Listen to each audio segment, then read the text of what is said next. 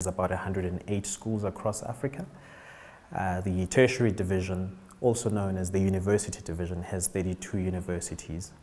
And then the resourcing division has recruitment companies operating across Africa. The focus of recruitment agencies is to find employment for candidates. Makini schools were acquired by Advitech in 2018, and which means that Makini is now part of the largest service provider or private education provider in Africa. Advitech is known over the years for its academic excellence, and Makini is well known for its academic excellence. It's an iconic private education brand in Kenya, and Advitech seeks to continue with enhancement around the provision of quality academics. The focus is really to enhance value for our learners and our parents. The focus is to ensure that we aid learning as much as possible. So a lot of the facilities, whether it's sports facilities or technology facilities, the intention is to actually improve the experience our learners have when they're at school. And our board has just approved a large-scale investment in technology across all our schools in terms of Wi-Fi and devices. And the intention of this is to actually ensure that there's learning even when the teacher is not there. Kids can do research, will be able to do research in our institutions wherever they're sitting. There's also investment in play infrastructure, in fun infrastructure. I think in education we often underestimate the impact of learning through play.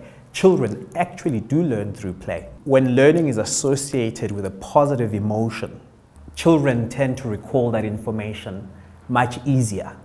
But also if children enjoy being in that learning institution, enjoy being at school, the more you actually enhance learning, the more they look forward to it, the more they commit to the learning experience. We believe that develops their 21st century skills, which include collaboration, social skills, self-management skills.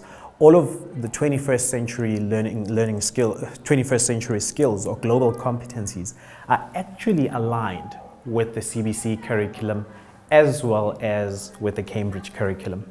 If you look at average tenure of a teacher in Makini, it's over 10 years. So in real terms, a teacher in Makini will stay for at least, an average at least 10 years. Some of our teachers have been around for over 30 years. And I think that's where it starts. With our teachers, the quality of the teacher that we have.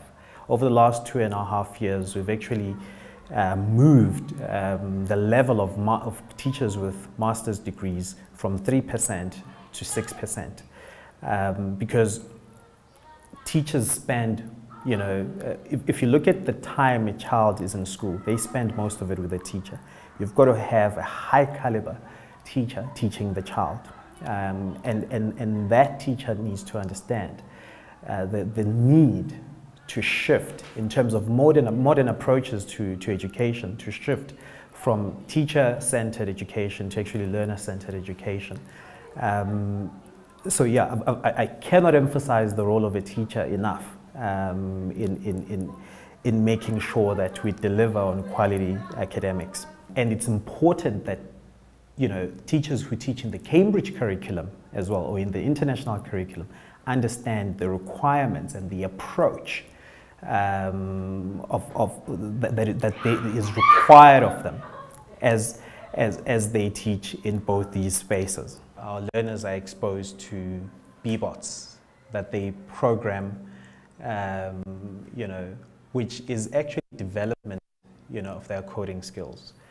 We've got Purple Mesh. We've got computer labs, we've got all of that. We've got makerspace venues where they can go in and develop their skills, enhance their skills around technology. There are various benefits for being part of a large group. If you look at it, our principals have an opportunity to interact with 100 other principals from other schools. if there's any issue that they are dealing with, chances are 100 other colleagues have experienced that problem, and those problems can be addressed. So there's sharing of best practice. Already within the group, we already do benchmarking assessments. Now understand, if you've got access to over 30,000 learners and you're able to benchmark and understand where learners at the age of 6 should be and understand where our learners are, that opportunity is fantastic. And if we were a standalone brand that was not part of the Advitech group, we would not have that. Secondly, we've got access to the central academics team of Advitech. They go to schools, they provide training opportunities, training and development of staff. So a teacher in Makini, yes, take a typical mathematics teacher. They might be teaching mathematics, but they've got such a big team behind them, assisting and helping to ensure that they deliver the best lesson possible. Whereas if it was a standalone school, those opportunities would not exist. So we've got an academic director in Makini who looks after academics. You've got a central academics team that actually comes in and actually assesses, trains, develops those teachers, and improves how we deliver our lessons. Again, that's just a strength that's just to mention a few strengths that Makini now has by being part of a large private education group. What is more exciting is a new development that is being piloted in Advitech, a system called AdviLearn. What that is going to do is that it's going to ensure that there's learning that continues even when the teacher is not there. So, in a normal day at school, a child goes, attends their classes, plays at break, probably does extramural activities after school, and then goes home, does their homework, and once we're done with the piloting phase, we're actually going to introduce it across Makini schools.